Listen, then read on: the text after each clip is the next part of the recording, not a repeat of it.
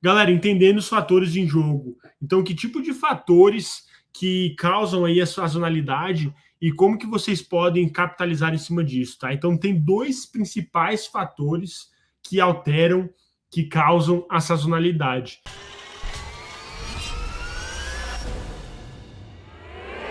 Então, é basicamente aí mudanças de dois players no ecossistema, né? Então eu gosto bastante de falar que o ecossistema de publicidade digital geralmente tem três players e a gente aí acaba lidando um pouco como às vezes no papel de mais do que um desses players, tá? Então a gente tem os usuários, que é um dos players mais importantes do ecossistema. Sem o usuário não tem tráfego, não tem monetização, né? Então o usuário, todos nós somos usuários, né? Todos nós acessamos sites e consumimos conteúdo e acabamos entrando no papel de usuário.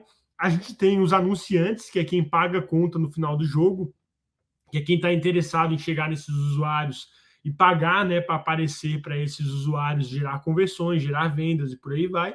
E nós temos os publishers, tá? E os publishers, eles basicamente fazem a ponte entre o usuário e o anunciante. Então, pense que você, como publisher, você tem dois clientes principais. Você tem os clientes que são os anunciantes e você tem os usuários. Então, você tem que respeitar os anunciantes e você tem que respeitar os usuários e você tem que fazer o melhor trabalho possível para servir como a ponte entre o usuário e o anunciante, tá? Então, quais que são as duas principais mudanças que ocorrem ao longo desses períodos do ano que causam essa sazonalidade? A primeira coisa é que em determinados períodos do ano os usuários eles passam mais ou menos tempo na internet, dependendo do tipo de sazonalidade. Então, por exemplo, em certas épocas do ano, como feriados, dependendo do tipo de feriado, os usuários vão passar menos tempo na internet. Então, no feriado, por exemplo, de carnaval, muita gente passa na folia, acaba não consumindo tanto conteúdo, acaba não passando tanto tempo na internet. Então, nesses dias, a gente tem uma queda aí no desempenho, tá? Alguns feriados, as pessoas passam mais tempo na internet. Então, quando a gente tem, por exemplo, eventos como, não é um feriado, né, mas eventos como a Black Friday, a galera passa mais tempo na internet, mais tempo procurando o que comprar, se informando, buscando reviews. Então, isso acaba criando aí um aumento do tráfego, né, que gera essa flutuação na sazonalidade. E a gente tem um outro fator muito importante, tá? Que é a questão dos anunciantes, né? A concorrência aumenta ou diminui dependendo do período do ano. Então, a gente sabe que para eventos comerciais como Black Friday, como Amazon Prime Day, como o Boxing Day, como certo dia dos namorados, né, dia dos pais, dia das mães, esses eventos, esses dias específicos, como os anunciantes eles querem vender mais nesses períodos, eles acabam bidando mais e acaba tendo uma concorrência maior, né, aumenta a concorrência nesses períodos do ano, o que faz com que os publishers consigam extrair mais valor da programática, tá? E em outros períodos do ano, como por exemplo em janeiro, próprio carnaval para alguns nichos, né? Como tem menos aí concorrência, menos anunciante interessado, a grande maioria dos anunciantes não está interessado em colocar tanto volume de dinheiro em janeiro, acaba tendo menos concorrência e os publishers acabam vendo um desempenho pior, um desempenho menor nesses períodos do ano, tá? Então, entenda que a sazonalidade é basicamente aí uma combinação desses dois fatores: o aumento ou diminuição de tráfego causado pelos usuários e o aumento ou diminuição da concorrência causada pelos anunciantes, tá? Se você tentar olhar nessa perspectiva para cada evento importante ao longo do ano, você vai conseguir dizer se nesse evento o seu desempenho provavelmente vai aumentar ou vai diminuir, levando em conta somente esses dois fatores. Legal? Então, galera, vamos entrar agora em como que você pode se preparar antecipadamente para esses períodos de sazonalidade, tá? Então, a gente sabe que tem esses aumentos sazonais no tráfego, no CPM. Eles geralmente começam agora em setembro, então a gente fez essa live especialmente aí no final de agosto para você poder extrair mais valor do final de Q3, né? Então, setembro aí é o último mês de Q3 e o início de Q4, né? Outubro, novembro, dezembro, Q4 ou T4, né? O último trimestre do ano, tá? E você tem que entender que ao longo de novembro e dezembro você vai ter esse auge aí do desempenho e as coisas voltam a cair em janeiro, tá? Então a gente vai entender o que você pode fazer em setembro, outubro, novembro e dezembro também, e o que você pode fazer em janeiro, tá? Coisas que você pode se preparar aí para a monetização do seu site, otimização do seu conteúdo, do seu projeto, para extrair valor desse aumento sazonal. Então, primeiro trimestre, você tem janeiro, que é geralmente o pior mês em termos de desempenho, tá? As pessoas elas tendem a comprar menos porque passou aí das épocas festivas e elas aí não estão querendo gastar tanto, tá? Os anunciantes eles tendem a focar nas estratégias, né? Melhorar as estratégias, reavaliar as estratégias para o ano e eles acabam gastando menos nesse período. Então, qual que é a primeira dica que eu dou para vocês realizarem ao longo do mês de janeiro? Utiliza esse mês para rever todos os seus posicionamentos, tá? Aproveita que o desempenho vai dar uma caída e utiliza esse mês para rever todos os posicionamentos, para você ver outras técnicas, talvez coisas que você não testou ainda, que você deixou de fazer no Q4, né, no último trimestre do ano, agora você pode fazer no trimestre aí do desempenho menor, né? Então aproveite para fazer muitos testes, para testar aí de formas diferentes, otimizar o seu inventário. Como a gente sabe aí, muitas vezes o Google lança novos formatos de anúncio. Recentemente a gente teve o formato, ano passado a gente teve o formato do Interstitial, que é um formato muito bom. Esse ano a gente teve o formato do Multiplex, que alguns publishers aí já testaram e já falaram que caiu muito a viewability, não foi um formato que agradou muito eles, tá? E então, assim, você pode utilizar esse momento para fazer novos testes. Eu gosto muito de testar a questão de remover as unidades de pior viewability e pensar em como melhorar o viewability do seu conteúdo, tá? Aproveitar também para otimizar os seus conteúdos, otimizar o conteúdo para gerar mais tráfego dentro do seu site, para fazer com que o tempo de engajamento, né, o tempo de sessão aumente, os usuários fiquem mais tempo no seu site e consumam mais conteúdo, porque isso vai ajudar muito aí a disparar mais o Interstitial e fazer com que esses usuários eles vejam mais anúncios. E também perceba que se você é um publisher que você utiliza regras de preço, ao longo de janeiro você vai ter que reduzir drasticamente as suas regras de preço. Você não pode manter as mesmas regras que você tinha num dos melhores momentos do ano, num dos piores momentos do ano, né? Então você vai ter que reduzir drasticamente aí as suas regras de preço. E se você trabalha com um parceiro como a Monetize More, o seu time aí de AdOps, né, de operações de anúncio, ele pode fazer isso para você. E até agora a gente vai estar lançando aí muito em breve uma funcionalidade que vai fazer o controle de regras de preço de uma forma automatizada, né? Então, se você está rodando a Monetize More, fique atento aí, porque isso vai ser uma mudança aí, uma virada de chave para quem trabalha com regra de preço, que é uma das principais formas que um publisher tem de se proteger em relação à sazonalidade, tá? Então, se você é publisher e você ainda não utiliza regras de preço, sinto lhe informar que você está deixando dinheiro na mesa. Pensa que se você está só no AdSense e colocando aí... Claro que se você tem pouco tráfego ainda, pouca audiência, eu recomendo aí começar com AdSense para você crescer essa audiência e aumentar o seu faturamento. Mas se você já está faturando bem e você está só no AdSense, você com certeza está deixando dinheiro na mesa, porque nas melhores épocas do ano, você não consegue usufruir das regras de preço para impor aí com que os anunciantes paguem valores maiores para aparecer no seu inventário, tá? Então a gente fez uma live aí em que a gente falou como que o AdSense ainda utiliza o leilão de segundo preço e como que o AdExchange ele já utiliza o leilão do primeiro preço, né? E a diferença que isso causa nas regras de preço. E se você ainda não está utilizando a regra de preço, você está deixando, com certeza, deixando performance, deixando de fazer mais dinheiro, tá? O Vini falou aí, ó, aqui junho foi o melhor, foi um dos melhores meses, recordes e recordes. Já julho caiu tudo pela metade. Cara, julho foi um mês bem complicado mesmo. Agosto melhorou um pouco aqui, eu tenho certeza que setembro vai ser muito melhor, né? Então vamos se preparar aí que vamos ter agora os melhores meses do ano pela frente para a gente conseguir extrair o máximo de receita possível, tá? No segundo trimestre, você vai ter ali, né, o junho, que tende a ser um mês muito muito bom, tá? Então, como eu falei, é o final do ano fiscal para várias agências, e daí você acaba podendo extrair mais aí desempenho, podendo forçar mais nas regras de preço, tá? Então, gradualmente você pode aumentar as suas regras de preço ao longo do ano e chegando aí a ter um desempenho bem melhor em junho, tá bom? E no terceiro trimestre, desculpa, no terceiro trimestre, tá? No terceiro trimestre, julho tende a ser um mês, como a gente falou, um mês muito fraco, tá bom? Julho tende a ser um mês muito fraco.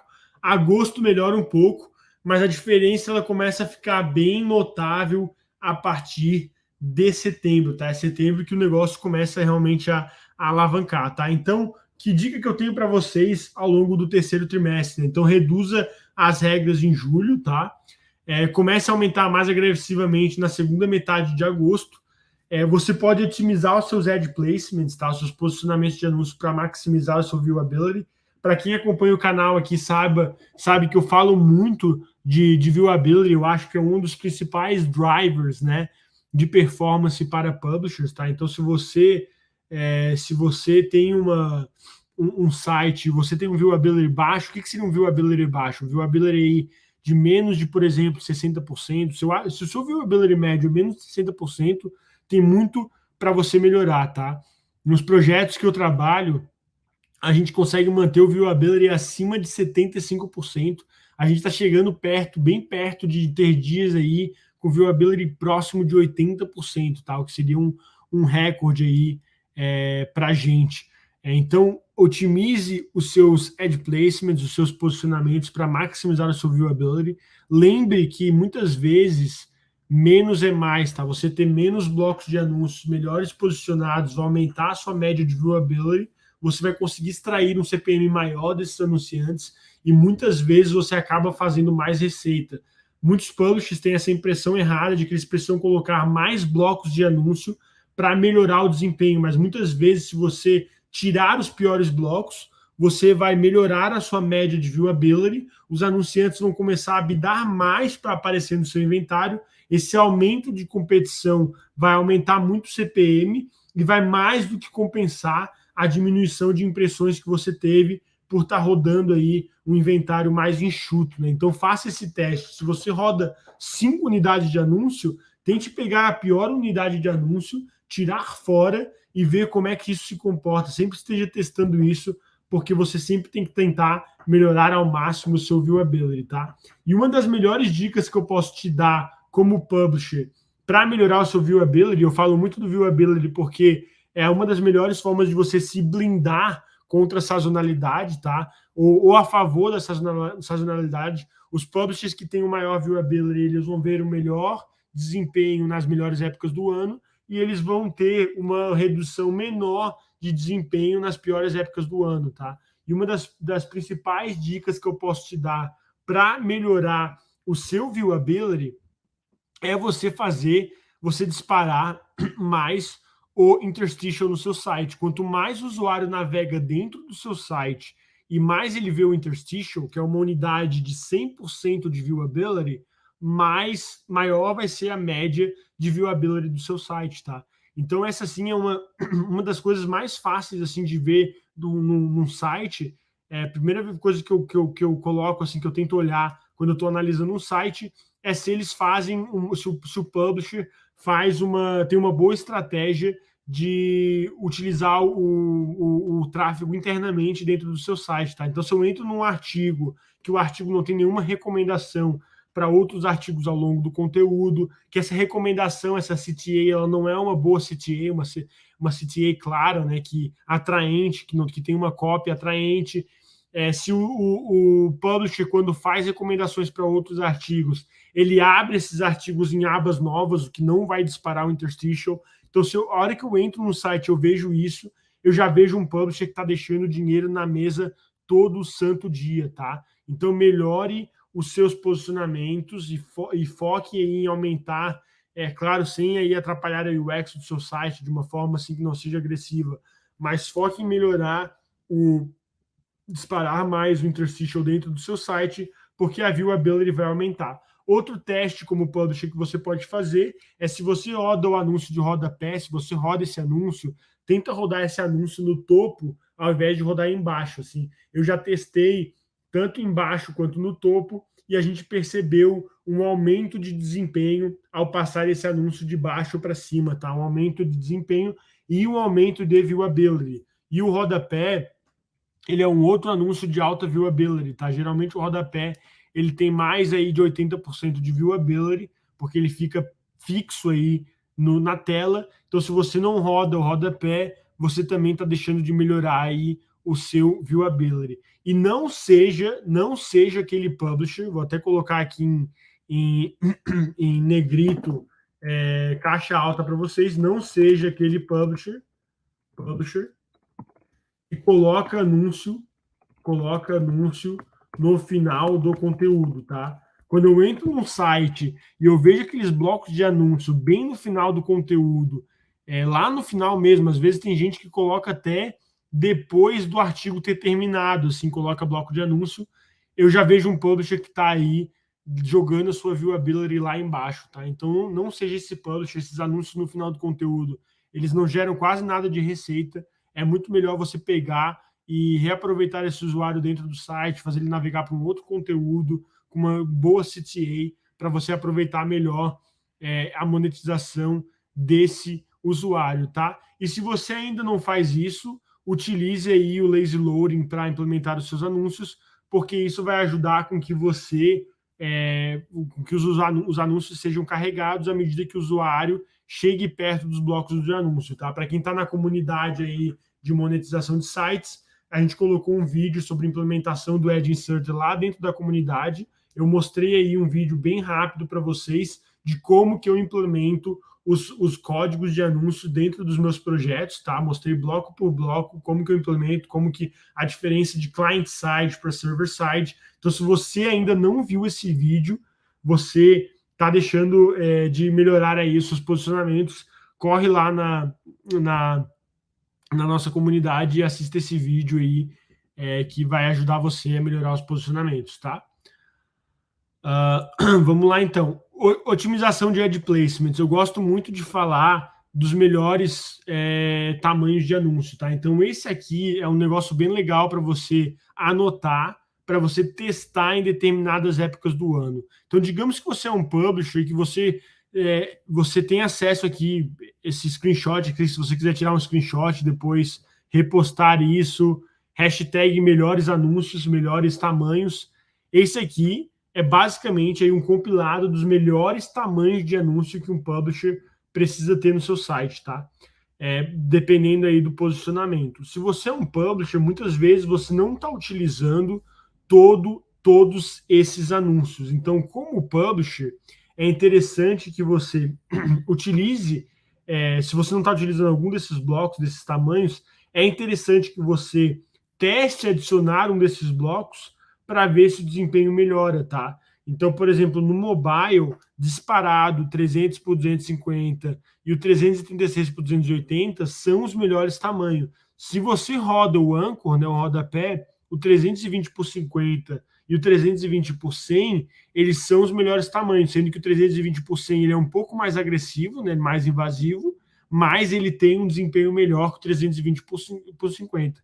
E esse 320 por 480 é o tamanho que roda aí no anúncio de interstitial, né, que é aquele anúncio que cobre a tela toda quando os usuários trocam de páginas, né, vão para outro conteúdo, que é um dos anúncios que mais pagam o publisher, tá? Se você não está utilizando o anúncio de interstitial ou não está explorando muito bem esse anúncio, você também está deixando dinheiro na mesa, legal? Vi que a galera mandou umas dúvidas aqui.